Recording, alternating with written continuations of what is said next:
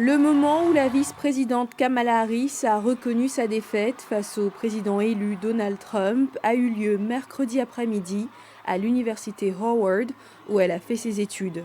Kamala Harris s'était engagée il y a plusieurs semaines à respecter le résultat de l'élection. Selon elle, il s'agit d'un principe fondamental de la démocratie américaine. Nous ne devons pas être loyaux envers un président ou un parti, mais envers la Constitution des États-Unis.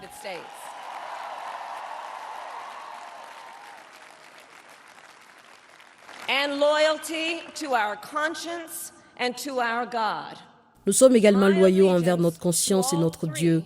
Mon allégeance aux trois est la raison pour laquelle je suis ici, pour dire que, bien que je concède cette élection, je ne concède pas le combat qui a alimenté cette campagne. Avant son discours, Mme Harris a appelé M. Trump pour le féliciter. Elle a discuté de l'importance d'un transfert pacifique du pouvoir et de la nécessité d'être un président de tous les Américains, selon sa campagne.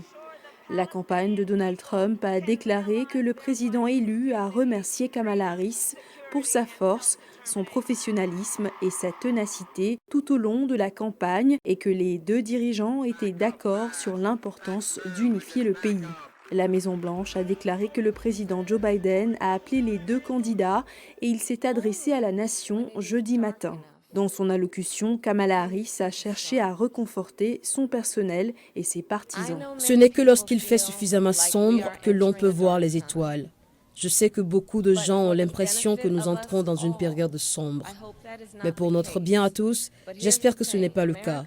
Mais voilà, si c'est le cas, remplissons le ciel de la lumière d'un milliard d'étoiles brillantes. La lumière de l'optimisme, de la foi, de la vérité et du service.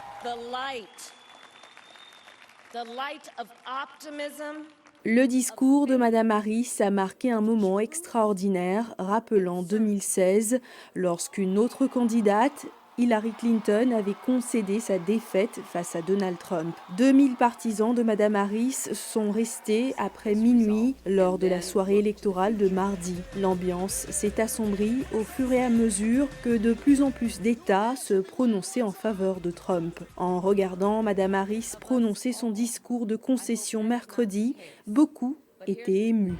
Je me suis réveillée en pleurant. J'ai quitté le rassemblement hier soir en pleurant. Maintenant, je suis pleine d'espoir. Je me sens rétablie. La route est encore longue, mais j'ai l'impression que ce n'est pas la fin du voyage. Elle nous a donné un peu d'espoir pour que nous continuions à travailler sur nous-mêmes, sur notre communauté et à nous concentrer.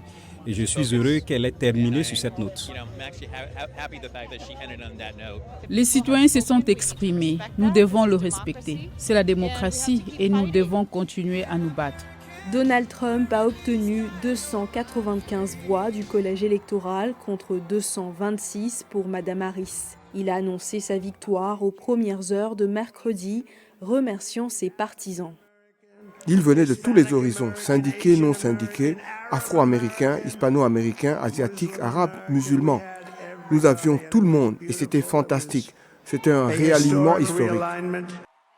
Le discours de concession de Kamala Harris a marqué la fin d'une campagne éclair qui a commencé lorsque M. Biden s'est retiré de la course en juillet.